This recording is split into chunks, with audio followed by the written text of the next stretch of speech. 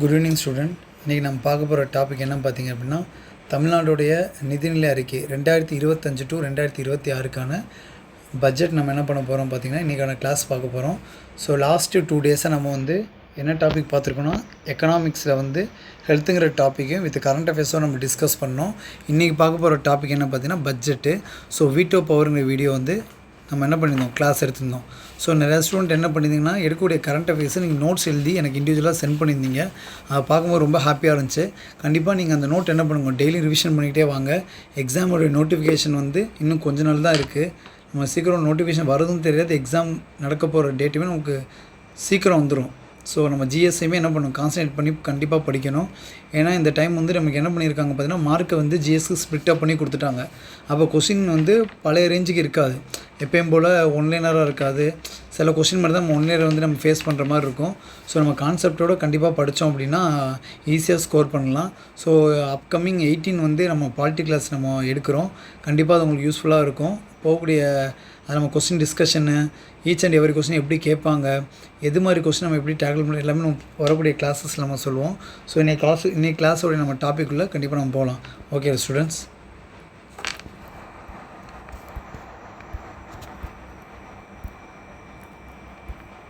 Okay students, இன்றைக்கி நம்ம என்ன பார்க்க போகிறோம் அப்படின்னா பட்ஜெட்டு. ஸோ தமிழ்நாடு கவர்மெண்ட்டாக இருந்தாலும் சரி, யூனியன் கவர்மெண்ட்டாக இருந்தாலும் சரி, பட்ஜெட்டை தாக்கல் பண்ணக்கூடிய ப்ரொசீஜருங்கிறது சேமாக தான் இருக்கும். ஓகேங்களா? அப்போது எப்படி பட்ஜெட்டை தாக்கல் செய்கிறாங்கிற ப்ரொசீஜர் பாலிட்டி வைஸில் நம்ம கண்டிப்பாக என்ன பண்ணணும், அதை நம்ம கண்டிப்பாக ரீட் பண்ணிவிட்டு அதுக்கப்புறம் தமிழ்நாடு கவர்மெண்ட்டுடைய எக்கனாமிக்ஸு இம்ப்ரூவ்மெண்ட் பண்ணுறதுக்காண்டி பட்ஜெட்டில் எப்படியெல்லாம் கொண்டு வந்திருக்காங்கிறத கண்டிப்பாக நம்ம இன்றைக்கி கிளாஸில் பார்ப்போம். ஸோ இன்றைக்கி கிளாஸ் நம்ம உள்ளே போகிறதுக்கு முன்னாடி ஃபஸ்ட்டு நம்ம இன்றைக்கி பார்க்குற டாபிக் ஃபஸ்ட் நம்ம எழுதிடலாம். Annual finance statement.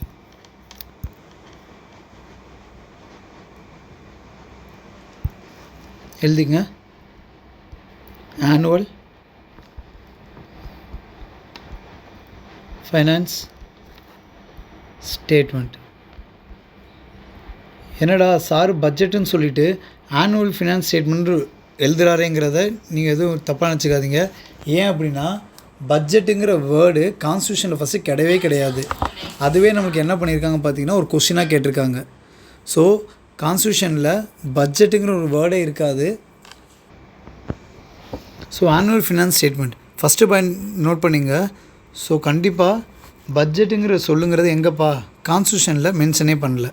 So first point எழுதிங்க. அப்போ பட்ஜெட்டுங்கிறது என்ன சொல்லு அப்படின்னு பார்த்தோன்னா ஓல்டு ஃப்ரெஞ்சு வேர்டுப்பா. ஸோ ஓல்டு ஃப்ரெஞ்சு வேர்டு தான் என்ன பார்த்தீங்கன்னா பட்ஜெட்டு. ஸோ அதுக்கு மீனிங் என்னன்னு பார்த்தீங்க அப்படின்னா பர்ஸுன்னு அர்த்தம். பர்ஸு எழுதிங்க. அப்போது பட்ஜெட்டுன்ற சொல்லுக்கு பழைய ஃப்ரெஞ்சு சொல்லியிருந்தால் என்ன பண்ணுச்சு, பட்ஜெட்டுங்கிற வேர்டுங்க நமக்கு ஆர்ஜென்ட் ஆகிருக்கு. So first point. ரெண்டாவது பாயிண்ட் நம்ம என்ன ஞாபகம் வச்சுக்கணும்னு பார்த்தீங்க அப்படின்னா, ரெண்டாவது பாயிண்ட்டு இந்த பட்ஜெட்டை பற்றி பேசக்கூடிய ஆர்டிக்கல்லாம் நம்மளுக்கு கொஸ்டின் கேட்பாங்க. நோட் பண்ணிங்க. ஆர்டிக்கல் 112. இந்த ஆர்டிக்கல் 112ங்கிறது பார்த்திங்கன்னா யூனியன் கவர்மெண்ட்டில் நம்ம பட்ஜெட்டை பற்றி பேசுகிறது ஆனுவல் ஃபினான்ஸ் ஸ்டேட்மெண்ட்டை பற்றி பேசுகிறது ஆர்டிக்கல் 112. அதே மாதிரி சைடில் நோட் பண்ணிங்கப்பா, ஸ்டேட்டோடைய பட்ஜெட்டு, அதாவது ஸ்டேட்டோடைய ஆனுவல் ஃபினான்ஸ் ஸ்டேட்மெண்ட்டை பற்றி பேசக்கூடிய ஆர்டிக்கல் என்னென்னு கேட்டாங்கன்னா 202. அப்போ கொஸ்டின் பேப்பரில் ரெண்டு ஆர்டிக்கலுமே நம்மளுக்கு என்ன பண்ணியிருப்பாங்க, மென்ஷன் பண்ணியிருப்பாங்க. அப்போ கேட்கக்கூடிய question annual finance statement for parliament கேட்குறாங்களா, இல்லை annual finance statement for state கேட்குறாங்களத நம்ம பார்த்து தான் ஆன்சர் பண்ணணும். சரிங்களா? அப்போ ஆர்டிக்கல் 112ங்கிறது எதுக்கு, யூனியன் கவர்மெண்ட்டில் போடக்கூடிய பட்ஜெட்டு. ஆர்டிக்கல் 202ங்கிறது ஸ்டேட்டுக்கு போடக்கூடிய பட்ஜெட்டு. நம்ம ரெண்டாவது பாயிண்ட் எக்ஸாம் பாயிண்ட் இந்த பாயிண்ட் நம்ம ஞாபகம் வச்சுக்கணும். சரிங்களா? So third point. மூணாவது பாயிண்ட் நம்ம என்ன ஞாபகம் வச்சுக்கணும்னா, ஸோ இந்தியன் பார்லிமெண்ட்டில் இந்த ஆனுவல் ஃபினான்ஸ் ஸ்டேட்மெண்ட்டை தாக்கல் செய்யக்கூடியவங்க யாருன்னு கேட்டாங்கன்னா நம்ம பிரசிடென்ட் ஆஃப் இந்தியாவை தான்ப்பா சொல்லணும். பிரசிடென்ட்டு தான் என்ன பண்ணுவாங்க, பார்லிமெண்ட்டு முன்னாடி இந்த பட்ஜெட் என்ன பண்ணுவாங்க, டேப்லேட்டட் பண்ணுவாங்க. நிறைய பேர் என்ன பண்ணணும் பார்த்தீங்கன்னா ஃபினான்ஸ் மினிஸ்டர்னு போட்டுருவோம். ஸோ இது ப்ரீவியஸ் இயரில் நம்ம டிஎன்பிசியில் கேட்ட கொஸ்டின். எழுதிங்கப்பா. Annual finance statement of India is tabled in Indian parliament by யாருப்பா,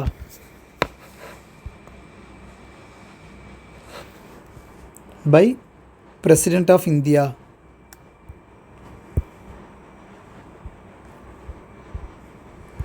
By President of India. So finance minister தான் முன்னாடி எல்லாத்தையும் ரீட் பண்ண போகிறாங்க. பட் பாராளுமன்றத்தில் தாக்கல் செய்யக்கூடிய யாருன்னு கொஸ்டின் கேட்டாங்கன்னா ஆன்சர் என்னப்பா, president of India.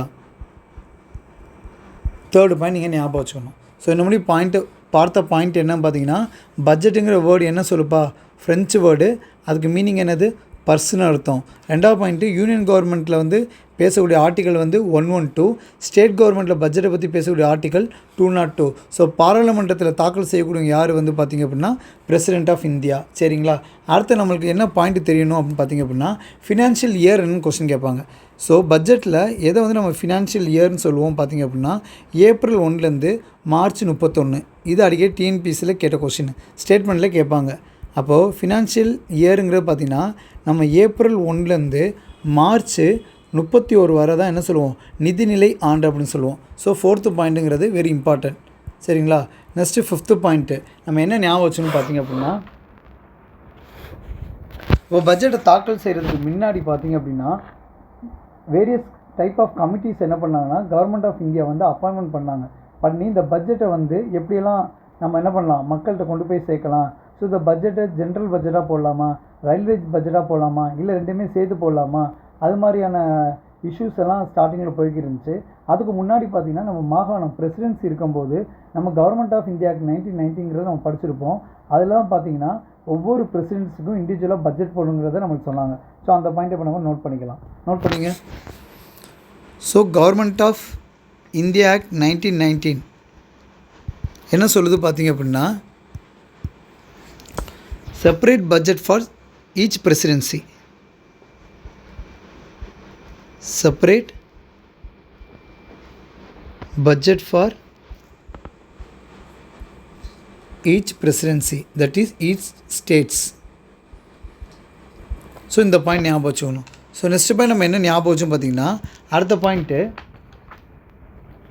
Acquired committee தெரியும். 1921 அக்வர்ட் கமிட்டியை கவர்மெண்ட் அப்பாயிண்ட் பண்ணிச்சுப்பா. எழுதிங்கப்பா, அக்வர்ட் கமிட்டி.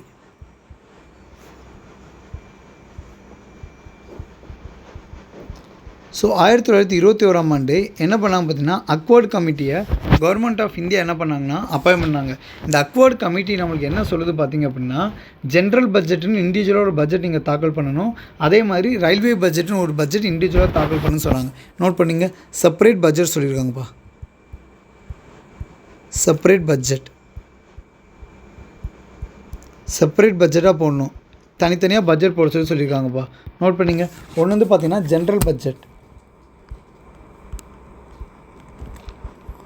ஒன்று வந்து பார்த்திங்கன்னா ஜென்ரல் பட்ஜெட்டு, இன்னொன்று என்னென்னு பார்த்திங்கன்னா ரயில்வே பட்ஜெட். அப்போ 1921 அக்வர்ட் கமிட்டியோட பரிந்துரைப்படி ஃபஸ்ட்டு என்ன பண்ணாங்கன்னா ஜென்ரல் பட்ஜெட்னு ஒரு தாக்கல் செய்வாங்க. அதுக்கப்புறம் என்ன பண்ணுவாங்க, ரயில்வே பட்ஜெட்னு இண்டிவிஜுவலாக என்ன பண்ணாங்க, ப்ரெசென்ட் பண்ணாங்க. ஸோ அடுத்த 2017 என்ன பண்ணாங்கன்னா ஒரு கமிட்டி அப்பாயின்ட் பண்ணாங்க. அது பார்த்திங்கன்னா பிபக் தேப்ராய் கமிட்டி. எழுதிங்கப்பா, இதெல்லாம் எக்ஸாமில் நம்மளுக்கு கொஸ்டினாக கேட்பாங்க, மேட்ச்சில் கேட்டுருவாங்க. So Bibek Debroy committee.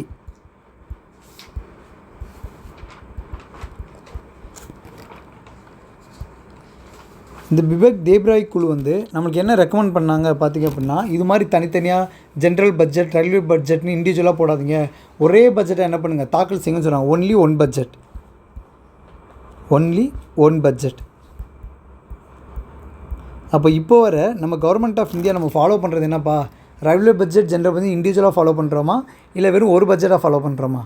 Very good. நம்ம வெறும் ஒரு பட்ஜெட்டாக மட்டும் தான் என்ன பண்ணுறோம், ஃபாலோ பண்ணுறோம். That is called Bibek Debroy committee இந்த இயர் ஆஃப் 2017. அப்போ பிபக் தேப்ராய் கமிட்டியுடைய பரிந்துரைப்படி தான் இப்போ நம்ம என்ன பண்ணுறோம்ப்பா, பட்ஜெட்டுங்கிறத நம்ம தாக்கல் பண்ணியிருக்கோம். ஸோ பார்த்த டாபிக் ஒருத்தர் நான் சொல்லிடுறேன், கவனிங்க. ஃபஸ்ட்டு பார்த்தீங்கன்னா, நீங்கள் பார்த்தீங்க அப்படின்னா பட்ஜெட்டுங்கிற வேர்டு பார்த்திங்கன்னா ஃப்ரெஞ்சு வேர்ட்லேருந்து வந்துச்சு. அதுக்கு மீனிங் என்னென்னு பார்த்தீங்கன்னா பர்ஸ்னு அர்த்தம். ஸோ ஆர்டிகல் 112 பார்த்திங்கன்னா யூனியன் கவர்மெண்ட்டில் போடக்கூடிய பட்ஜெட்டை பற்றி பேசக்கூடிய ஆர்டிகல் 202 என்ன பார்த்திங்கன்னா ஸ்டேட் கவர்மெண்ட்டில் போடக்கூடிய பட்ஜெட்டை பற்றி பேசுகிறது. ஸோ பட்ஜெட்டை பாராளுமன்றத்தில் தாக்கல் செய்யக்கூடியவர் பார்த்திங்கன்னா பிரசிடென்ட் ஆஃப் இந்தியா. அப்புறம் ஃபினான்ஷியல் இயர் நிதிநிலை ஆண்டு எதுன்னு கேட்டாங்கன்னா ஏப்ரல் 1லேருந்து மார்ச் 31. ஸோ இப்போ 3 கமிட்டி நம்ம பார்த்தோம். கவர்மெண்ட் ஆஃப் இந்தியா 1990 என்ன சொன்னிச்சு, separate budget for each state சொல்லியிருக்கு. அக்வர்ட் கமிட்டியோட பரிந்துரைப்படி ஜென்ரல் பட்ஜெட்னு ரயில்வே பட்ஜெட்னு இண்டிவிஜுவலாக நம்ம என்ன பண்ணோம் போட ஆரம்பித்தோம். 1921 அப்பாயின் பண்ணாங்க அந்த கமிட்டியை. அடுத்து விவேக் தேப்ராய் குழுவோட கமிட்டியோட பரிந்துரைப்படி 2017ஆம் ஆண்டு அவங்க என்ன ரெக்கமெண்ட் பண்ணாங்க, ஒன்லி ஒன் பட்ஜெட்னு சொன்னாங்க. நம்ம டில் இன்றைக்கி 2025 வரை நம்ம என்ன பண்ணுறோம், விவேக் தேப்ராய் கமிட்டியோட பரிந்துரைப்படி தான் நம்ம பட்ஜெட் என்ன பண்ணுறோம், தாக்கல் பண்ணுறோம். ஸோ நெக்ஸ்ட் என்ன அப்படின்னு பார்த்தீங்க அப்படின்னா ஸ்டேஜஸ் ஃபார் பட்ஜெட்.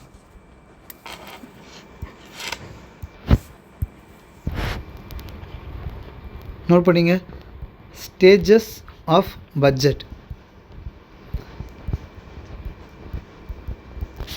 ஏன் ஸ்டேஜஸ் ஆஃப் பட்ஜெட்டுங்கிறது வெரி வெரி இம்பார்ட்டன்ட் பார்த்திங்க அப்படின்னா, நம்ம வந்து ஏஇ டிகிரி ஸ்டாண்டர்ட் எக்ஸாம் எழுத போகிறோம், குரூப் 2 எக்ஸாம், குரூப் 1 எக்ஸாம் எழுத போகிறோம். அப்போ என்ன பண்ணுவாங்க பார்த்தீங்கன்னா, ஏஇ ஸ்டாண்டர்டில் இந்த ஸ்டேஜஸ் ஆஃப் பட்ஜெட்டோடைய சப்டைட்டில் மட்டும் என்ன பண்ணுவாங்கன்னா 4-5 கொடுத்துட்டு நம்மளுக்கு என்ன பண்ணுவாங்க, அசெண்டிங் ஆர்டர் என்ன பண்ணுவாங்க, எழுத சொல்லிடுவாங்க. ஏன்னா இப்போ எழுதின குரூப் 1 மெயின்ஸ் எக்ஸாமில் இந்த ஸ்டேஜஸ் இன் எனாக்ட்மெண்ட் ஆஃப் பட்ஜெட்டுங்கிறத டேரக்ட் 10 மார்க் கொஸ்டினில் கேட்டிருந்தாங்கப்பா. அப்போ டிஎன்பிஎஸ்சி என்ன பண்ணுறாங்க, இந்த டாப்பிக்லேருந்து கொஸ்டின்ஸுங்கிறத எதிர்பார்க்குறாங்க. ஸோ நான் ஒவ்வொரு டாப்பிக்கே சொல்கிறேன் ஸ்டேஜஸை, அப்படி நீங்கள் நோட் பண்ணிக்கங்க. First presentation on budget.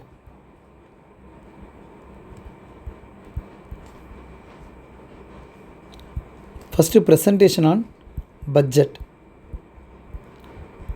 First எழுதிங்கப்பா, நான் எக்ஸ்பிளைன் பண்ணுறேன். First presentation on budget. So presentation of பட்ஜெட்னால் நமக்கு நல்லாவே தெரியும். எப்போயுமே பார்த்திங்கன்னா நம்ம நிர்மலா சீதாராமன் என்ன பண்ணுவாங்க, பார்லிமெண்ட்டில் பட்ஜெட்டை தாக்கல் செய்வாங்க. என்றைக்கு எப்போமா ஸ்டார்ட் பண்ணுவாங்க, February 1. நோட் பண்ணிங்க, Feb 1 என்ன பண்ணுவாங்க, பட்ஜெட்டை தாக்கல் பண்ணுவாங்க. அதான் ப்ரெசன்டேஷன் ஆன் பட்ஜெட். ஸோ 2வது ஸ்டேஜ் என்ன பார்த்தீங்கன்னா ஜென்ரல் டிஸ்கஷன், பொது விவாதம் நடக்கும்பா. General discussion. ஜென்ரல் டிஸ்கஷன் என்ன பார்த்திங்கன்னா பொது விவாதம். இது எத்தனை நாளைக்கு நடக்கும் பார்த்திங்கன்னா ஜஸ்ட் 4 days நடக்கும்பா.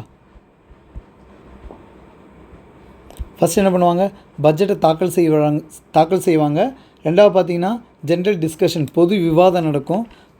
3rd ஸ்டேஜ் என்னென்னு பார்த்தோம் அப்படின்னா, 3rd ஸ்டேஜ் என்ன பார்த்திங்கன்னா vote on account. Vote on account. இந்த ஓட் ஆன் அக்கௌண்ட்டோடைய ஆர்டிக்கல் நம்மளுக்கு எக்ஸாம் பாயிண்ட் ஆஃப் வியூவில் கொஞ்சம் முக்கியம்ப்பா. ஆர்டிக்கல் நோட் பண்ணிங்க, ஆர்டிக்கல் 116. சரி, நோட் பண்ணதுக்கப்புறம் இது என்ன பாயிண்ட்டுங்கிறத கொஞ்சம் என்ன பண்ணுங்கள், கொஞ்சம் லிசன் பண்ணுங்கள். அது என்ன பண்ணுவாங்க பார்த்தீங்கன்னா, இந்த ஓட் ஆன் அக்கௌண்ட்னா ஒன்றும் இல்லைப்பா, இது நமக்கு என்ன பண்ணுவாங்கன்னா 1/6 அமௌண்ட்டை அட்வான்ஸாக அந்த பர்டிகுலர் டிபார்ட்மெண்ட் என்ன பண்ணிடுவாங்க, சென்ட் பண்ணிடுவாங்கப்பா. அதான் vote on account. 1/6 of the amount என்ன பண்ணுவாங்கன்னா, இந்த பட்ஜெட்டை தாக்கல் செய்து முடிகிறதுக்கே கிட்டத்தட்ட 2.5 மாதம் 3 மாதத்துக்கு மேலே ஆகிரும். அப்போ ஒரு டிபார்ட்மெண்ட்டை ரன் பண்ணுறதுக்கு அப்போ அந்த பட்ஜெட் தாக்கல் செய்யக்கூடிய நேரத்தில் அவங்களுக்கு அமௌண்ட் தேவை. அப்போ என்ன பண்ணுவாங்கன்னா 6ல் 1 பங்கு அமௌண்ட்டை அட்வான்ஸாக போட்டுருவாங்க. ஃபார் எக்ஸாம்பிள் உங்களுக்கு சொல்கிறேன் புரிகிற மாதிரி, இப்போ நம்ம வந்து எஜுகேஷன் டிபார்ட்மெண்ட்டுக்கு நம்மளுக்கு பட்ஜெட்டில் 6000 கோடி ஒதுக்கியிருக்காங்கன்னு வச்சுக்கோங்களேன். இப்போ 6000ல் 1/6 எவ்வளோப்பா, 1000 கோடி. Very good. அப்போ 1000 கோடியை அந்த டிபார்ட்மெண்ட்டுக்கு முன்கூட்டியே என்ன பண்ணிடுவாங்க, நம்ம பட்ஜெட்டை தாக்கல் பண்ணுறதுக்கு முன்னாடி என்ன பண்ணுவாங்க, 1000 கோடி அந்த டிபார்ட்மெண்ட்டுக்கு முன்கூட்டியே கொடுத்துருவாங்க. That is called vote on அக்கௌண்ட்டுப்பா. புரியுதா எல்லாருக்கும்? ஸோ நெக்ஸ்ட்டு பாயிண்ட் நோட் பண்ணிங்க. நெக்ஸ்ட்டு டிபார்ட்மெண்ட் ஸ்டாண்டிங் கமிட்டி, நிலைக்குழுன்னு சொல்லுவாங்கப்பா, அவங்கள்ட்ட போகும். Department standing committee. அப்போ டிபார்ட்மெண்ட் ஸ்டாண்டிங் கமிட்டிங்கிறது பார்த்திங்க அப்படின்னா ஒரு நிலைக்குழுன்னு சொல்லுவாங்க. என்ன பண்ணுவாங்கன்னா ஒவ்வொரு டிபார்ட்மெண்ட்டுக்கும் இவ்வளோ அமௌண்ட்டு இந்த வருஷம் ஃபினான்ஷியல்னு டிசைட் பண்ணிடுவாப்பா. ஃபார் எக்ஸாம்பிள் எஜுகேஷன் டிபார்ட்மெண்ட்டுக்கு 6000 கோடி, ஹெல்த்துக்கு 12000 கோடி, ஸோ ஃபினான்ஷியல் டிபார்ட்மெண்ட்டுக்கு ஒரு 8 லட்சம் கோடி. இது மாதிரி கோடி கணக்காக என்ன பண்ணுவாங்கன்னா ஒவ்வொரு வேரியஸ் டிபார்ட்மெண்ட்டுக்கு என்ன பண்ணுவாங்கப்பா, அலோகேட் பண்ணுவாங்க. அப்போது அந்த பர்டிகுலர் டிபார்ட்மெண்ட்டுக்கு அலோகேட் பண்ணக்கூடிய அமௌண்ட்டு ஓகேவான்னு சொல்லி ரிவ்யூ பண்ணுறதுக்காக என்ன பண்ணுவாங்க, ஒரு நிலைக்குழு போடுவாங்கப்பா. ஸோ இதுக்குள்ளே நம்மளுக்கு நிறையா பாயிண்ட் இருக்குது. மொத்தம் நம்ம லைட்டாக சொல்கிறேன், நீங்கள் நோட் பண்ணிங்க. இதில் கீழே பார்த்திங்கன்னா இந்த டிபார்ட்மெண்ட் ஸ்டாண்டிங் கமிட்டி கீழே கிட்டத்தட்ட 24 கமிட்டிஸ் இருக்கும். இது எந்த வருஷம் எஸ்டாப்ளிஷ் பண்ணாங்கன்னா 1993ஆம் ஆண்டு எஸ்டாப்ளிஷ் பண்ணாங்க. 24 கமிட்டிலையும் ஒவ்வொரு கமிட்டிலையும் பார்த்திங்க அப்படின்னா 31 பேர் என்னப்பா இருப்பாங்க, மெம்பராக இருப்பாங்க. அதுலேயும் பார்த்தீங்க அப்படின்னா லோக்சபாலேருந்து 21 பேர் இருப்பாங்க, ராஜ்யசபாலேருந்து 10 பேர் இருப்பாங்க. இதில் யாருமே கண்டிப்பாக மினிஸ்டர்ஸ் இருக்கக்கூடாது. இந்த லோக்சபா ராஜ்யசபா 2 பேர்த்தையுமே நாமினேட் பண்ணக்கூடியவங்க, லோக்சபாவில் அந்த 21 பேரை நாமினேட் பண்ணக்கூடியவர் ஸ்பீக்கராக இருப்பாங்க. ராஜ்யசபாவில் அந்த 10 பேர் நாமினேட் பண்ணக்கூடியவங்க யார் இருப்பாங்கன்னா சேர்மனாக இருப்பாங்க. இவங்களுடைய டென்யூர் பார்த்திங்க அப்படின்னா வெறும் 1 வருஷம் தான்ப்பா. பட்ஜெட் முடிச்சதுக்கப்புறம் இந்த ஸ்டாண்டிங் கமிட்டி என்ன பண்ணுவாங்க, அபால்ஸ் பண்ணிடுவாங்க. டென்யூர் 1 வருஷம் தான். இதில் முக்கியமான பாயிண்ட் நம்ம எக்ஸாம் பாயிண்ட் என்ன சொல்லுவாங்கன்னா, இப்போ ஃபார் எக்ஸாம்பிள் இப்போ நான் வந்து ஆல்ரெடி சொல்லியிருந்தேன், இப்போ எஜுகேஷன் டிபார்ட்மெண்ட்டுக்கு 6000 கோடின்னு சொல்லாமல் அலோகேட் பண்ணியிருக்கோன்னு வச்சுங்களேன். இந்த ஸ்டாண்டிங் கமிட்டிகிட்ட போயிடும். இந்த ஸ்டாண்டிங் கமிட்டி எல்லாத்தையும் ரிவ்யூ பண்ணிவிட்டு சொல்லுவாங்க 6000 கோடியெல்லாம் தேவையில்ல, ஒரு 4000 கோடி கொடுத்தா போதும். அது மாதிரி ஸ்டாண்டிங் கமிட்டி சப்போஸ் ரிப்போர்ட் பண்ணுறாங்கன்னு வச்சுங்களேன், அந்த ரிப்போர்ட்டை ஃபினான்ஸ் மினிஸ்டர் கேட்கணும் கட்டாயம் கிடையாது. நம்மளுக்கு எக்ஸாம் பண்ணி இதான்ப்பா கேட்பாங்க. அப்போ ஸ்டாண்டிங் கமிட்டி கொடுக்கக்கூடிய பரிந்துரை ஒன்லி அட்வைசரி நாட் பைண்டிங். இதான்ப்பா முக்கியம். நம்ம ஸ்டேட்மெண்ட்டில் வச்சுருவாங்க. பட்ஜெட்லேயே நம்ம படிக்கும்போது கண்டிப்பாக எனக்கு சொல்லுவாங்கன்னா ஸ்டாண்டிங் கமிட்டி சொல்லக்கூடிய ரிப்போர்ட்டை வந்து கண்டிப்பாக பைண்டிங் கேட்டே ஆகும்னு சொல்லுவாங்கப்பா. நோட் பண்ணிங்க. இவங்க கொடுக்கக்கூடியது ஒன்லி என்னப்பா, அட்வைசரி நாட் பைண்டிங். முக்கியமாக இல்லை 31 மெம்பரில் யாருமே என்னது மினிஸ்டர்ஸ் இருக்கக்கூடாது. யாருமே மினிஸ்டர்ஸ் இருக்கக்கூடாது. ஓகேங்களாப்பா? இப்போ புரிஞ்சிருச்சா? நெக்ஸ்ட்டு பார்த்தீங்க அப்படின்னா சரிப்பா, நம்ம டிபார்ட்மெண்டல் ஸ்டாண்டிங் கமிட்டியை நான் மறுபடியும் சொல்கிறேன், நல்லா கவனிச்சுங்க.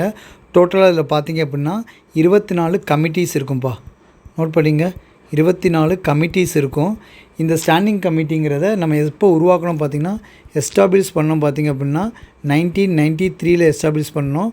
இந்த ஒவ்வொரு கமிட்டிலையும் பார்த்திங்கன்னா 31 மெம்பர் இருப்பாங்க. அந்த 31 மெம்பரில் 21 பேர் லோக்சபாலேருந்து வருவாங்க, 10 பேர் ராஜ்யசபாலேருந்து வருவாங்க. எந்த மினிஸ்டருமே இதுக்குள்ளே இருக்கக்கூடாது. ஸோ இவங்களோட காலம் பார்த்தீங்கன்னா டென்யூர் வந்து வெறும் 1 வருஷம் தான்ப்பா.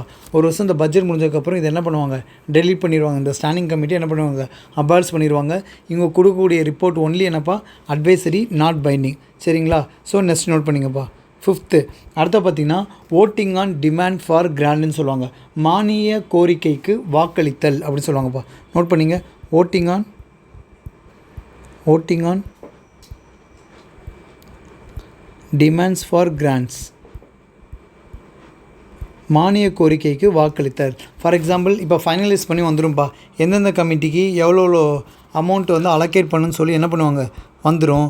ஆனால் இதில் ஓட்டு போடக்கூடிய அதிகாரம் மக்களவைக்கு மட்டும்தான் இருக்குது. அப்போது இப்போ ஃபார் எக்ஸாம்பிள் இப்போ நம்ம அதே மாதிரி எடுத்துக்கலாம். எஜுகேஷன் டிபார்ட்மெண்ட்டுக்கு 1000 கோடி நம்ம allocate பண்ணியிருக்கோம்னு வச்சுங்களே.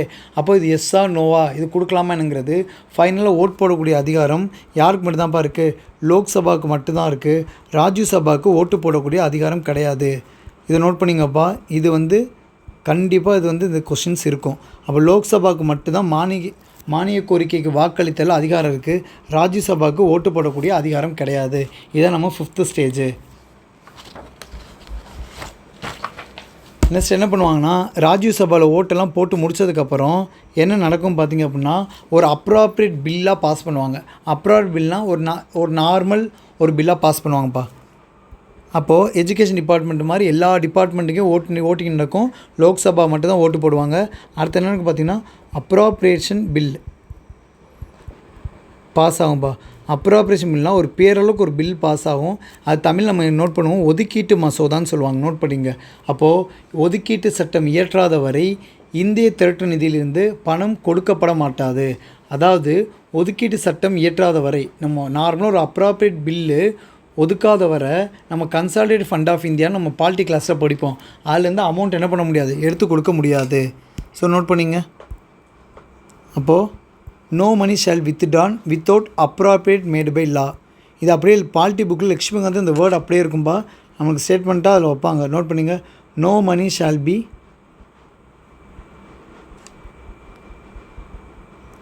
withdrawn without appropriate made by law. அதாவது ஒதுக்கீட்டு சட்டம் இயற்றாத வரை கன்சாலிடேட் ஃபண்ட் ஆஃப் இந்தியாவிலேருந்து என்ன பண்ண மாட்டாங்க, அமௌண்ட் எடுத்து கொடுக்க மாட்டாங்க. ஸோ நெக்ஸ்ட் ஸ்டேஜ் என்ன பார்த்தீங்கன்னா லாஸ்ட் ஸ்டேஜுப்பா. இப்போ என்ன பண்ணுவாங்கன்னா, இப்போ ஒரு அப்ரூவல் பில் நம்ம ரெடி பண்ணதுக்கப்புறம் என்ன பண்ணுவாங்க, பிரசிடென்ட் ஜனாதிபதி என்ன பண்ணுவாங்க, சைன் போட்டுருவாங்க. லாஸ்ட்டாக என்ன பண்ணுவாங்கன்னா ஃபைனலாக ஒரு ஃபினான்ஷியல் பில்லை என்ன பண்ணுவாங்க, க்ரியேட் பண்ணி நம்மளுடைய பட்ஜெட்டோடைய என்ன பண்ணுவாங்க, அமௌண்ட்டை கன்சாலிடேட் ஃபண்ட் ஆஃப் இந்தியாவிலேருந்து எடுத்து கொடுத்துருவாங்கப்பா. அடுத்த ஸ்டேஜ் பார்த்தீங்கன்னா ஒரு ஃபினான்ஷியல் பில் க்ரியேட் பண்ணுவாங்க. ஃபஸ்ட்டு அப்ராப்ரியேட் பில்லு, அப்புறம் ஒரு ஃபினான்ஷியல் பில் என்ன பண்ணுவாங்க, பாஸ் பண்ணுவாங்க. ஃபினான்ஷியல் பில் பாஸ் பண்ணி நமக்கு என்ன பண்ணுவாங்கப்பா, பிரசிடென்ட்டோட அசெட் வந்துடும்ப்பா. அசெட்னா பிரசிடென்ட் என்ன பண்ணுவாங்க, அதுக்கு ஓகே சொல்லிடுவாங்க. பிரசிடென்ட் ஓகே சொல்லி என்ன பண்ணிடுவாங்கப்பா, சைன் போட்டுருவாங்க. அப்போ இந்த ஃபினான்ஷியல் பில்லோடைய ஆர்டிக்கல் நம்மளுக்கு கேட்பாங்க. நோட் பண்ணிங்க, ஆர்டிக்கல் 117.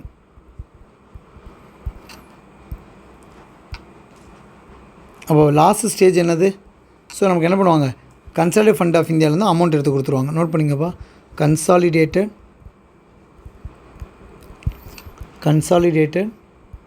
ஃபண்ட் ஆஃப் இந்தியா, இந்திய திரட்டு நிதியிலேருந்து என்ன பண்ணுவாங்க, அமௌண்ட் எடுத்து கொடுத்துருவாங்க. That is called consolidate fund of India. அப்போ நம்ம பார்த்த இந்த 8 சப்டைட்டில் தான் என்ன பண்ணுவாங்கப்பா, அப்படியே நமக்கு என்ன பண்ணுவாங்க, எடுத்து வச்சுருவாங்க. ஃபஸ்ட் என்னது, ப்ரெசன்டேஷன் ஆன் பட்ஜெட்டு. அப்படியே கொஞ்சம் ரிவ்யூ பண்ணுங்கள், பாருங்கள். ஃபஸ்ட்டு ப்ரெசன்டேஷன் ஆன் பட்ஜெட் நடக்கும், அடுத்த ஜென்ரல் டிஸ்கஷன் நடக்கும், அடுத்த ஓட் ஆன் அக்கௌண்ட் நடக்கும், அப்புறம் ஸ்டாண்டிங் கமிட்டிகிட்ட போகும், அப்புறம் வந்து லோக்சபா மட்டும் ஓட்டு போடக்கூடிய voting on demand of grant, அடுத்த ஒரு அப்ராப்ரியேட் பில் ஆகும், அப்புறம் ஃபினான்ஷியல் பில் ஆகும், அப்புறம் என்ன பண்ணுவாங்க, கன்சாலிடேட் ஃபண்ட் ஆஃப் இந்தியா. இந்த 8 பாயிண்ட்டு தான்ப்பா குரூப் 1 மெயின்ஸில் கொஸ்டினாக கேட்டிருந்தாங்க. சார் நம்ம ஏஇ ஸ்டேஜ் என்ன கொஸ்டின்ஸ் இதில் கேட்கலாம், நீங்கள் பாருங்கள், நோட் பண்ணுங்கள். நம்ம என்ன பண்ணலாம், இந்த ஓட் ஆன் அக்கௌண்ட்டு, அப்புறம் இந்த department of standing committee, voting on demand of grant, financial bill, appropriate bill, இப்படி மாற்றி கொடுத்துட்டு என்ன பண்ணுவாங்க, அசெண்டிங் ஆர்டரில் எழுத சொல்லுவாங்க. நம்ம உள்ள கண்டென்ட்டில் கூட நம்மளுக்கு தெரியலாட்டாலும் டாப்பிக்கை நல்லா தெரிஞ்சுட்டோம் அப்படின்னா கண்டிப்பாக பட்ஜெட் என்ன பண்ணலாம், ஈஸியாக ஸ்கோர் பண்ணலாம். ஏன்னா எக்ஸாமுக்கு டிகிரி ஸ்டாண்டர்டில் கொஸ்டின் பேப்பர் இருக்கும். ஸோ நெக்ஸ்ட்டு பார்த்திங்க அப்படின்னா இதான்ப்பா ப்ரொசீஜர். இப்போ நம்ம தமிழ்நாடு பட்ஜெட் வந்து இப்போ 2025 தாக்கல் பண்ணியிருக்காங்க. ஸோ தமிழ்நாடு பட்ஜெட்டில் இந்த வாட்டி என்னென்னலாம் பண்ண போகிறாங்கன்னு சொல்லி கொடுத்துருக்கறத நம்ம ஒரு ஓவர் ரிவ்யூவாக பார்த்துடலாம்ப்பா. நோட் பண்ணிங்க, தமிழ்நாடு பட்ஜெட்.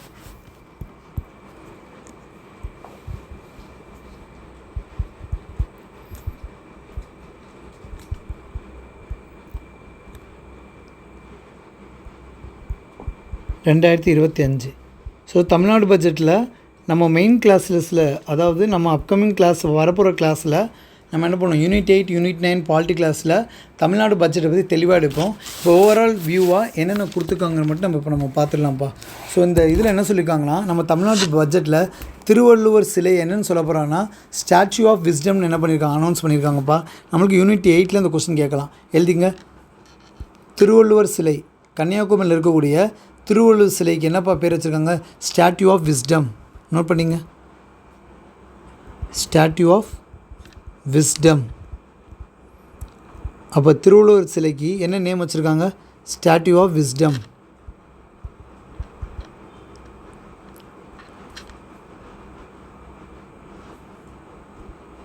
திருவள்ளுவர் ஸ்டாச்சு எங்கேப்பா இருக்குது, திருவள்ளுவர் சிலை கன்னியாகுமரி.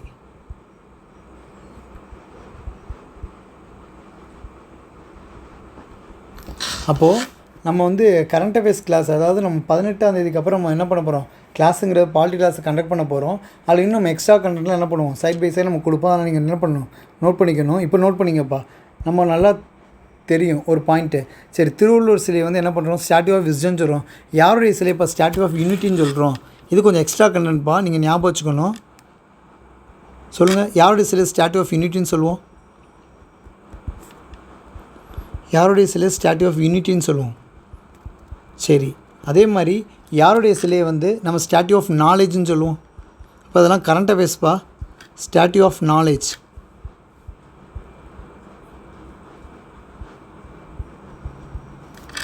அதே மாதிரி யாருடைய சிலை நம்ம ஸ்டாச்சு ஆஃப் ஈக்குவாலிட்டின்னு சொல்லுவோம். எல்லாம் எக்ஸ்ட்ரா கண்டென்ட்ப்பா. நம்ம எக்ஸாம் பாயிண்ட் ஆஃப் வியூ என்ன பண்ணணும், இதெல்லாம் படிச்சுட்டு போகணும். மேட்ச்சில் வச்சுருவாங்க.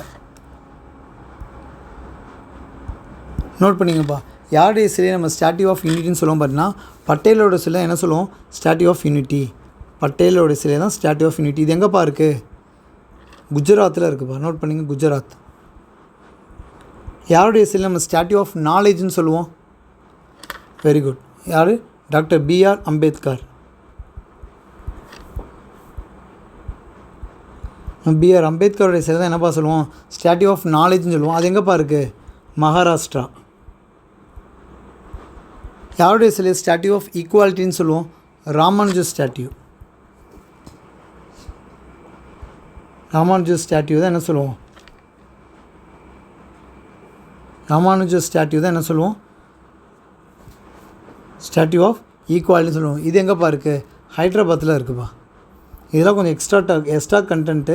சப்போஸ் என்ன பண்ணலாம், நம்ம டிஎன்பிசி இந்த 4 ஸ்டாட்யூ என்ன பண்ணலாம், நம்மளுக்கு மேட்ச்சில் கொஸ்டின் கேட்டுடலாம், ஓகேவா. ஆனால் நம்ம பட்ஜெட்டில் என்ன சொல்லியிருக்காங்க பார்த்தீங்கன்னா, ஸ்டாட்யூ ஆஃப் விஸ்டம் சொல்லி எந்த சிலையை இப்போ சொல்கிறாங்க, திருவள்ளுவர் சிலையை சொல்கிறாங்க. இதை நம்ம நோட் பண்ணிக்கணும். ரிமைனிங்லாம் பார்த்தீங்கன்னா உங்களுக்கு எக்ஸ்ட்ரா கண்டென்ட்டு. ஸோ நெக்ஸ்ட் நம்ம பட்ஜெட்டில் என்ன சொல்லியிருக்காங்க பார்த்திங்க அப்படின்னா, இப்போ ரொம்ப இம்பார்ட்டன்ட் மட்டும் தான் இங்கே நான் சொல்கிறேன். நம்ம அடுத்த பார்த்தீங்கன்னா நம்மளுடைய கிளாஸ் செக்ஷனில் வந்து இன்னும் இந்த பட்ஜெட்டை வந்து டீட்டெயிலாக எக்ஸ்பிளைன் பண்ணுவோம். அடுத்து என்ன நம்ம பட்ஜெட்டில் சொல்லியிருக்காங்கன்னா, மொழிகளின் அருங்காட்சியகத்தை மதுரையில் அமைக்க போகிறதா சொல்லியிருக்காங்கப்பா. நோட் பண்ணுங்கள், museum of language,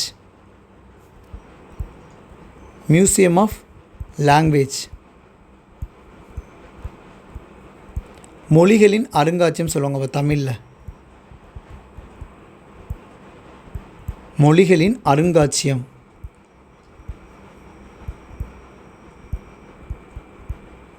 museum of language. ஏன்னா இதில் யூனிட் 8 கேட்டுருவாங்கப்பா அந்த இது எல்லாத்தையும். ஸோ என்ன எப்படி கேட்பாங்க, 2025ஆம் ஆண்டு தமிழ்நாடு பட்ஜெட்டில் வந்து மியூசியம் ஆஃப் லாங்குவேஜ் எங்கே அமைக்க போகிறதா சொல்லியிருப்பாங்க. எங்கன்னு பார்த்தீங்க அப்படின்னா மதுரை. நோட் பண்ணிங்கப்பா. அந்த மியூசியத்துக்கு நேம் கூட சொல்லியிருக்காங்கப்பா, அகரம் மியூசியம்ப்பா, அகரம் மியூசியம். நோட் பண்ணிங்க, அகரம் மியூசியம்.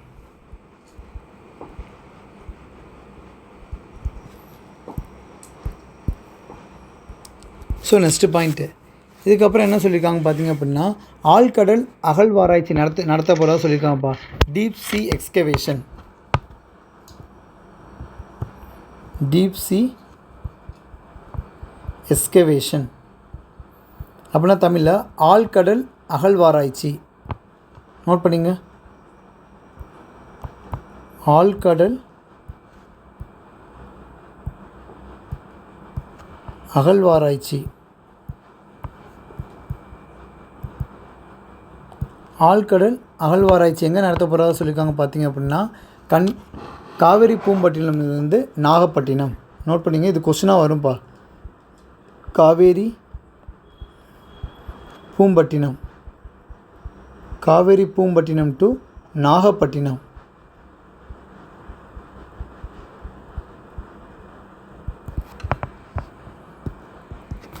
அடுத்து என்ன சொல்லியிருக்காங்கன்னா, நொய்யல் மியூசியம் வைக்க போகிறதா சொல்லியிருக்காங்கப்பா. நொய்யல் மியூசியம் எங்கன்னு பார்த்தீங்கன்னா ஈரோட்டில். நோட் பண்ணிங்க, நொய்யல் மியூசியம். என்னென்ன மியூசியம் வைக்க போகிறாங்கன்னா, நொய்யல் மியூசியம், நாவாய் மியூசியம், நாவாய்னா கப்பல்ப்பா, நாவாய் மியூசியம். அடுத்தது பார்த்திங்க அப்படின்னா Tamil cultural museum, Tamil cultural museum. So note பண்ணிங்க, இந்த நொய்யல் மியூசியம் எங்கே வைக்க போகிறாங்க பார்த்தீங்க அப்படின்னா, இந்த நொய்யல் மியூசியம்ங்கிறது 22 கோடிக்கு ஈரோட்டில் வைக்க போகிறாங்கப்பா. இதெல்லாம் கொஸ்டின் கேட்டுருவாங்கப்பா. ஈரோட்டில் அமைக்க போகிறாங்க நொய்யல் மியூசியம். அதுக்கு பட்ஜெட்டில் 22 கோடிங்கிறத அலாக்கேட் பண்ணியிருக்காங்க. நாவாய் மியூசியங்க பார்த்திங்கன்னா கப்பல்னு சொல்லுவாங்க, நாவாய்னா கப்பல்னு சொல்லுவாங்க. அது எங்கே வைக்க போகிறாங்கன்னா ராம்நாட்டில் வைக்க போகிறாங்கப்பா, ராம்நாட்டில் வைக்க போகிறாங்க. இதுக்குன்னு பார்த்திங்கன்னா 21 கோடி அலாக்கேட் பண்ணியிருக்காங்க. ஸோ பாண்டியர்களுடைய கடல்சார் சிறப்பை தான் பற்றி இந்த நாவாய் மியூசியம்ங்கிற சொல்ல போகுது. நெக்ஸ்ட்டு பார்த்திங்கன்னா தமிழ் கல்ச்சர் மியூசியம், தமிழ் பண்பாடு அருங்காட்சியம் எங்கே வைக்க போகிறாங்க பார்த்திங்கன்னா மாமல்லபுரம் மற்றும் திருவண்ணாமலை. மாமல்லபுரம் அண்டு திருவண்ணாமலை.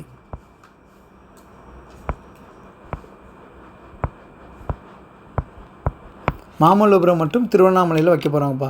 நெக்ஸ்ட் நம்ம பார்த்தீங்கன்னா நம்ம பட்ஜெட்டில் வந்து கலைஞர் கனவில்ல திட்டம், ரிங் மெயின் பைப்லைன் சிஸ்டம் அதெல்லாம் என்ன பண்ணுறாங்க சொல்லியிருக்காங்கப்பா. என்னென்ன ஒரு ஓவராலாக சொல்லிடுறேன். நம்ம வந்து என்ன பண்ணுவோம், யூனிட் 8 கிளாஸில் வந்து நம்ம ஒவ்வொரு இதையும் நம்ம டிஸ்கஸ் பண்ணுவோம்ப்பா. வேறு என்னென்னலாம் பேசியிருக்காங்கன்னா கலைஞர் கனவு இல்லம் டாபிக் மட்டும் சொல்கிறேன்ப்பா. நம்ம மெயின்ஸ் கிளாஸ் எல்லாத்தையும் நம்ம டிஸ்கஸ் பண்ணிடலாம். கலைஞர் கனவு இல்லம், கலைஞர் கனவு இல்லம். நெக்ஸ்ட் நம்ம என்ன பார்ப்போம்னா ring main pipeline system,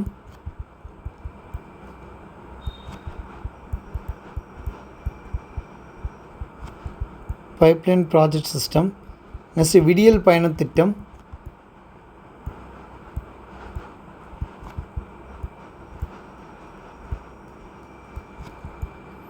note பண்ணிங்கப்பா. இந்த விடியல் பயணம் திட்டத்தில் கண்டிப்பாக இந்த வாட்டி எக்ஸாம் பாயிண்ட் ஆஃப் வியூவில் நான் எதிர்பார்க்கக்கூடிய கொஸ்டின் ஒன்று இருக்குப்பா. என்ன சொல்கிறாங்க அப்படின்னா, அந்த பட்ஜெட்டில் வாசியிருக்காங்க, நார்மலாக விடியல் பயணம் பண்ணுறனால ஒரு விமன் ஒரு மாதத்துக்கு 888 ரூபா என்ன பண்ணுறாங்க, சேவ் பண்ணுறாங்களாப்பா. இது நம்மளுடைய பட்ஜெட்டில் தாக்கல் பண்ணியிருக்காங்க.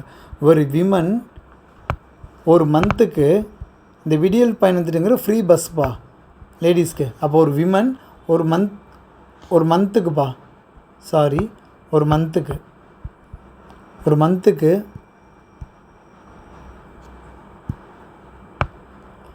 மந்த்துக்கு எவ்வளோ சேவ் பண்ணுறாங்க பார்த்தீங்கன்னா 888 இந்த அமௌண்ட் கேட்கலாம் கொஸ்டினில்.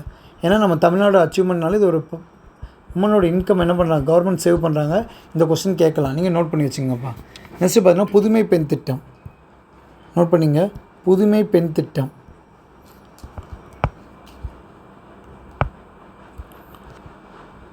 புதுமை பெண் திட்டங்கிறது 12th வரை முடித்த பெண்களுக்கு என்ன பண்ணுவாங்க, காலேஜுக்கு போகும்போது மாதம் 1000 ரூபா கொடுக்குறது தான் புதுமை பெண் திட்டம். அடுத்தது பார்த்தீங்கன்னா தோழி ஹாஸ்டல்ஸ்.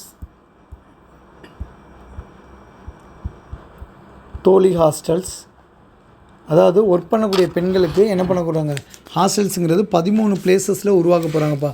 அடுத்து என்ன பண்ணாங்கன்னா அன்பு சோலை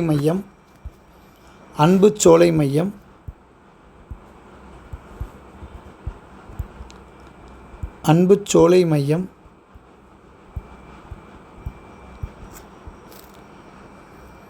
தாயுமானவர் திட்டம்.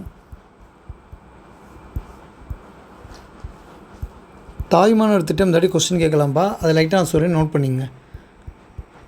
தாயுமானவர் திட்டம்னா என்னென்னு பார்த்தீங்கன்னா, 2 பேரண்ட்ஸுமே இழந்த ஒரு 50,000 ஸ்டூடெண்ட்ஸ்க்கு என்ன பண்ண போகிறாங்க பார்த்தீங்கன்னா, மந்த்லி வந்து 2000 என்ன பண்ண போகிறாங்க, நம்ம தமிழ்நாடு கவர்மெண்ட் வந்து டிக்ளேர் பண்ண போகிறாங்கப்பா. இது மிகவும் ஒரு அருமையான திட்டம்ப்பா. ஆனால் அந்த ஸ்டூடெண்ட்டோட ஏஜ் சொல்லியிருக்காங்கப்பா, 18 ஏஜ். அப்போது ஒரு ஆணாக இருந்தாலும் பெண்ணாக இருந்தாலும் பேரண்ட்ஸ் இழந்த ஸ்டூடெண்ட்டுக்கு ஒரு 50,000 ஸ்டூடெண்ட்டுக்கு ஆனால் அந்த ஸ்டூடெண்ட்டு வயது என்னப்பா அப் டு 18 வயசு வரை என்ன பண்ண போகிறாங்க, மாதம் 2000 ரூபாய் என்னப்பா அவங்களுக்கு கொடுக்க போகிறதா கவர்மெண்ட் சொல்லியிருக்குப்பா மந்த்லி. நோட் பண்ணிங்கப்பா. ஏன் இதை நான் எக்ஸ்பிளைன் பண்ணியிருக்கேன்னா, இதெல்லாம் டேரெக்டாக கொஸ்டின்ஸ் கேட்டுருவாங்க. கீழ்கண்டவற்றுள் தாய்மானவர் திட்டம் எதனுடன் தொடர்புடையன்னு சொல்லி கேட்பாங்க. இப்போ 18 வயசு முடியும் உள்ள, அப்போ அதாவது 0 to 18 ஏஜுப்பா. ஓகேங்களா. நெக்ஸ்ட்டு பார்த்தீங்கன்னா கலைஞர் நூலகம் வந்து இப்போ சேலம், கடலூர், திருவண்ணாமலையெல்லாம் வரப்போகிற சொல்லியிருக்காங்க. அதே மாதிரி வேறு என்ன சொல்லியிருக்காங்க பார்த்தீங்கன்னா, அடிப்படை அறிவியல் மற்றும் கணித ஆராய்ச்சி மையம் ஆரம்பிக்க போகிறாங்க. நெக்ஸ்ட்டு பார்த்தீங்கன்னா தமிழ் புதல்வன் திட்டத்துக்கு என்ன பண்ணியிருக்காங்க, பெனிஃபிஷரிஸ் அதிகமாக இருக்காங்க. தமிழ் புதல்வன் திட்டம் அது எப்படிப்பா, புதுமை பெண் திட்டம்னா எப்படிப்பா, மாதம் 1000 ரூபா கொடுக்குறாங்களே, அதாவது +2 முடிச்சு காலேஜ் போகிற ஸ்டூடெண்ட்டுக்கு. அதே மாதிரி பாய்ஸுக்கு கொடுத்தாங்கன்னா அது தமிழ் புதல்வன் திட்டம். தமிழ் புதல்வன் திட்டம்.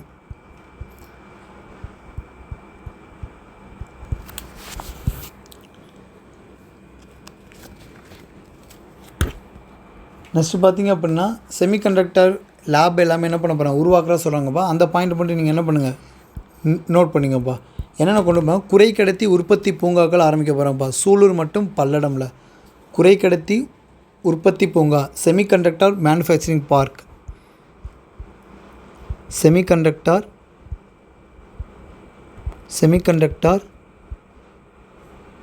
மேனுஃபேக்சரிங் பார்க் எங்கே ஸ்டார்ட் பண்ண போகிறாங்க பார்த்தீங்கன்னா, இதெல்லாம் டேரக்ட் கொஸ்டினாக வந்துடும்பா. சூலூர் மற்றும் பல்லடம். அதே மாதிரி ஒசூரில் அறிவு வழித்தடம் அமைக்கப்படுறா சொல்லியிருக்காங்க. Knowledge corridor, Hosur knowledge corridor, Hosur knowledge corridor. அதே மாதிரி சென்னையில் என்ன பண்ண போகிறாங்கன்னா, செமிகண்டக்டர் ஃபேப்லெஸ் லேப் உருவாக்க போகிறாங்கப்பா. லேபு, அப்போ செமிகண்டக்டர் ரிலேட்டட் லேப் எங்கே உருவாக்க போகிறாங்கன்னா சென்னையில். குறைக்கடத்தி செமிகண்டக்டர்னால் செமிகண்டக்டர் ஃபேப்லெஸ் லேப் எங்கே பார்க்கணும், எங்கே வரப்போகுது? வெரி குட், சென்னையில் வரப்போகுது.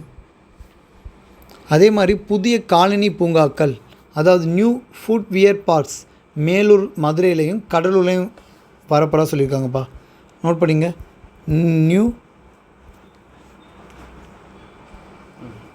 நியூ ஃபுட்வியர் பார்க் ஸ்டார்ட் பண்ண போகிறாங்கப்பா. ஃபுட்வியர்ஸ்னால் புதிய காலனி பூங்காக்கள் எங்கே பார்த்தீங்கன்னா மதுரை, மேலூர் அண்டு கடலூர். மதுரை மேலூர்லேயும் கடலூர்லேயும் புதிய காலனி பூங்காக்கள் ஆரம்பிக்க போகிறா சொல்லியிருக்காங்க. அதே மாதிரி சிப்காட் கூட சேர்ந்து ஃபுட்வியர் ஸ்கில் ட்ரைனிங் சென்டர் கொண்டு வர போகிறாங்கப்பா கள்ளக்குறிச்சி. இதை நோட் பண்ணிங்கப்பா. இது கேட்கலாம், யார் கூட இணைஞ்சுன்னு கேட்பாங்கப்பா. சிப்காட் கூட இணைந்து footwear skill training centre, footwear skill training centre,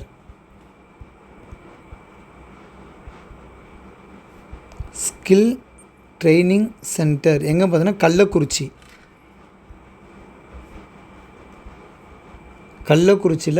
கொண்டு வரதா சொல்லியிருக்காங்கப்பா. அதே மாதிரி ஒரு புது ஏர்போர்ட் ராமேஸ்வரத்தில் ஸ்டார்ட் பண்ண போகிறதா சொல்லியிருக்காங்க. நியூ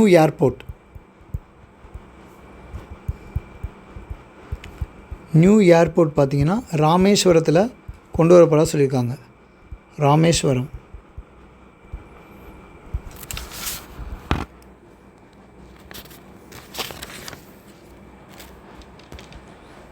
நெக்ஸ்ட்டு பார்த்திங்கன்னா மெரைன் ரிசோர்ஸ் ஃபவுண்டேஷன். இதெல்லாம் நம்ம போகக்கூடிய அப்கமிங் கிளாஸ் என்ன பண்ணுவோம், இன்னும் வந்து பட்ஜெட்டை பற்றி நம்ம என்ன பண்ணுவோம், டிஸ்கஸ் பண்ணுவோம். இப்போ லாஸ்ட் பாயிண்ட்டாக நீங்கள் என்ன பண்ணுங்கள், நோட் பண்ணிக்கங்க. இந்த வாட்டி பட்ஜெட்டில் எந்த டிபார்ட்மெண்ட்டுக்கு நம்ம அதிகமாக நிதி கொடுத்துருக்கோம் பார்த்திங்கன்னா பள்ளி கல்வித்துறை. இது கேட்பாங்கப்பா. 2025 to 2026 ஆண்டு நிதிநிலை அறிக்கையில் எந்த துறைக்கு தமிழக அரசு அதிகமான பட்ஜெட்டில் அமௌண்ட் தாக்கல் செய்துள்ள கொஸ்டின் கேட்பாங்க. பள்ளி கல்வித்துறை. இது நோட் பண்ணிங்க, கொஸ்டின் கேட்பாங்க. பள்ளி கல்வித்துறை எஜுகேஷன் டிபார்ட்மெண்ட்டுக்குப்பா. எவ்வளோ பார்த்தீங்கன்னா 46,767 கோடி. நீங்கள் ஏஇ எக்ஸாம் எழுதும்போது உங்களுக்கு வந்து ஒரு கொஸ்டின் கேட்டிருந்தாங்க, உங்களால் ரீகால் பண்ண முடியாமல் பாருங்கள். ஆதி திராவிடர் மற்றும் வெல்ஃபேர் டிபார்ட்மெண்ட்டுக்கு தமிழக அரசு எவ்வளோ பட்ஜெட்லேருந்து அலோகேட் பண்ணியிருக்காருன்னு சொல்லி லாஸ்ட் ஏயில் நம்மளுக்கு கொஸ்டின் கேட்டிருந்தாங்க. ஸோ இந்த வருஷம் பார்த்திங்கன்னா ஆதி திராவிடர் மற்றும் பழங்குடியினருக்கு 3,924 கோடி டிக்ளேர் பண்ணியிருக்காங்க. எழுதிங்கப்பா. ஆதி திராவிடர்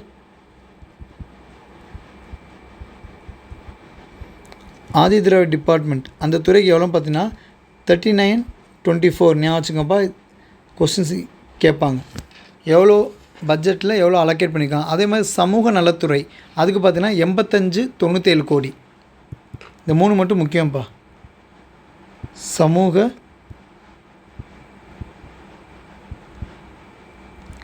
நலத்துறை சோசியல் வெல்ஃபேர் டிபார்ட்மெண்ட்டுக்கு 8597 crore. அப்போ ஃபஸ்ட்டு நம்ம என்ன பண்ணணும், இதை ஞாபகம் வச்சுக்கணும். பள்ளி கல்வித்துறைக்கு எவ்வளோ அமௌண்ட் அலோகேட் பண்ணி இதான் இப்போ உள்ளதில் ஹையஸ்ட்டு. இதோட நம்ம என்ன பார்த்தோம் பார்த்திங்க அப்படின்னா லைட்டாக ஃபைனலாக ஒரு ரிவிஷன் பண்ணுறேன், பார்த்துங்கப்பா. ஸோ இன்னும் பட்ஜெட் நிறையா இருக்குது. நம்ம அப்கமிங் கிளாஸில் நம்ம எல்லாத்தையும் ஃபைனலாக இன்னும் நீட்டாக டிஸ்கஸ் பண்ணணும். ஏன்னா Tamil Nadu state institute for disaster management பேரிடர் மேலாண்மை நிறுவனம் உருவாக்கியிருக்காங்க.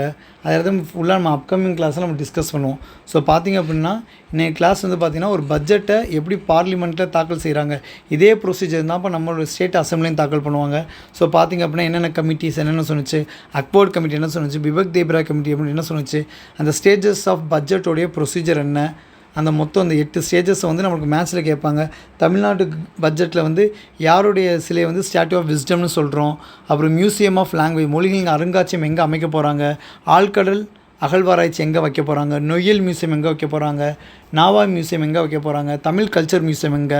அப்போ இந்த ஸ்கீம்ஸ் எல்லாம் அப்கமிங் கிளாஸில் நம்ம என்ன பண்ணுவோம், டீட்டெயிலாக டிஸ்கஸ் பண்ணுவோம். இப்போ பாலிட்டி கிளாஸில் லாஸ்ட் 15 மினிட்ஸ் நம்ம என்ன பண்ணுவோம், இந்த ஸ்கீம்ஸை பற்றி என்ன பண்ணுவோம், நம்ம ஒவ்வொரு ஸ்கீமும் என்றைக்கு கொண்டு வந்தாங்க, எந்த இடத்துல கொண்டு வந்தாங்க, அதோட இது நோக்கம் என்ன, அதோட பெனிஃபிஷரிஸ் என்னன்னு சொல்லி நம்ம யூனிட் 9க்கு அப்படியே என்ன பண்ணுறோம், ஈஸியாக நம்மளுக்கு கவர் ஆகிருப்பா. நம்ம ஒவ்வொரு பாலிட்டி எண்டு கிளாஸ்லையுமே நம்ம சிலபஸ் என்ன பண்ணியிருக்கோம், நம்ம டைமை நீங்கள் பார்த்தா தெரியும். 18ஆம் தேதியில் என்ன பண்ண நம்ம கிளாஸ் கிளாஸ் ஸ்டார்ட் பண்ணுறோம். இந்த 18ஆம் தேதி கிளாஸ் எத்தனை மணிக்கு ஸ்டார்ட் ஆகும்? 6:45க்கு ஸ்டார்ட் ஆகும். எத்தனை மணிக்கு முடியும்? 7:45 கிளாஸ் முடிஞ்சிடும். நெக்ஸ்ட் 7:45லேருந்து நம்ம 8:10 இல்லை 8:05 வரை என்ன பண்ணுவோம்? நம்ம கரண்ட் அஃபேர்ஸ் தான்ப்பா நம்ம சிலபஸ் வைஸ் நம்ம டிஸ்கஸ் பண்ண போகிறோம். அந்த கிளாஸில் நம்ம ஒவ்வொரு ஸ்கீமையுமே என்ன பண்ணுவோம்? எக்ஸ்பிளைன் பண்ணுவோம் தெளிவாகவே. நெக்ஸ்ட்டு பார்த்தீங்கன்னா செமிகண்டக்டர் மேனுஃபேக்சரிங் பார்க்கு, அதுமாதிரி செமிகண்டக்டர் ஃபேப்லெஸ் லேப் எல்லாம் எங்கே கொண்டு வர போகிறோங்கிற சொல்லிக்குவோம். ஏன் அப்படின்னா நம்ம 2030க்குள்ளே 1 ட்ரில்லியன் எக்கனாமி அச்சீவ் பண்ணுறதா நம்ம தமிழ்நாடு சிஎம் சொல்லியிருக்காங்க. அப்போ எந்த அளவுக்கு நம்ம என்ன பண்ணுறோம் எக்கனாமி வளர்க்குறதுங்கிறது நம்ம பட்ஜெட்டில் என்ன பண்ணுதுப்பா டேரெக்டாகவே தெரியுது. ஸோ இன்றைக்கி கிளாஸுங்கிறது உங்களுக்கு கண்டிப்பாக யூஸ்ஃபுல்லாக இருந்திருக்கும். ஸோ நம்ம அப்கமிங் நம்ம என்ன பண்ணுறோம் பாலிட்டி கிளாஸுங்கிறது ஸ்டார்ட் பண்ண போகிறோம். அதில் உங்களுக்கு டவுட்டு ஏதாச்சும் ஜாயின் பண்ண டவுட்டாக இருந்தால் இந்த எழுதுகிற கான்டாக்ட் நம்பருக்கு நீங்கள் என்ன பண்ணுங்கள் கான்டாக்ட் பண்ணுங்கப்பா. 8072856116. அதே மாதிரி இந்த வீடியோவோட எண்டில் என்ன பண்ணியிருப்போம் கமெண்ட்லேயும் கீழே நம்ம என்ன பண்ணியிருப்போம் நம்ம குரூப்போடைய லிங்க் வந்து சப்ஸ்கிரைப் பண்ணியிருப்போம். கண்டிப்பாக நீங்கள் அதில் ஜாயின் பண்ணிங்கன்னா அப்கமிங் கிளாஸஸ் என்னங்கிறது நம்ம என்ன பண்ணுவோம் அதில் நம்ம சொல்லுவோம். தேங்க்யூப்பா.